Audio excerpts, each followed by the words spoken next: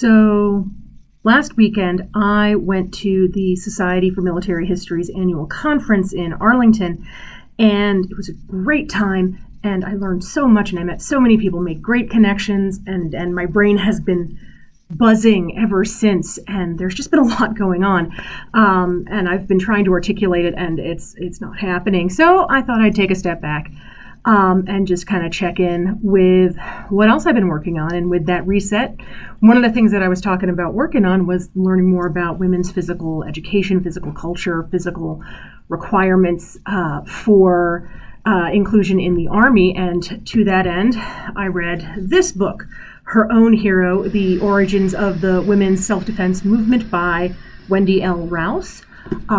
Fascinating book. There is going to be from the bookshelf on this book soon, but there's so much going on in my head. I'm just having a hard time writing something articulate. What's great about this book is that it talks about why women get into specifically boxing and jiu-jitsu and how that is perceived by the wider community. And I think that's going to be pretty significant going forward in my studies of women's physical culture.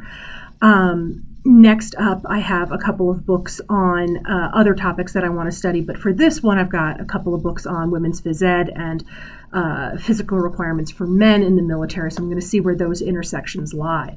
I also managed to read on the plane Airborne Dreams, Nice Stewardesses, and Pan American World Airways by Christine R. Yano. There's her name. So this book came out in 2011, and I got it almost immediately after it was published and did not read it until 10 days ago. But I did read it, and I, had a little silly moment with myself. Oh, let me bring the book about stewardesses and flying on the airplane, and maybe that will convince me to finally crack it open and read it. I bought it because it looked interesting. I wasn't quite sure. It was very early in my grad career when I got it. And so I thought it would be fun, and I was right. It's a lot of fun, but there's a lot of interesting conversation around intersections of race and class in this book. So this one's going to get a From the Bookshelves video as well. But again, a lot going on, so it's just got to get out onto the page and then onto video.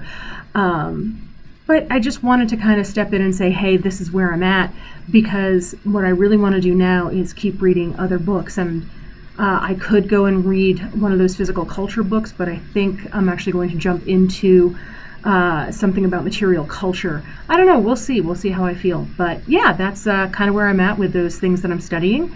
And I'm having a lot of different thoughts about race and class and gender and physicality and embodiment.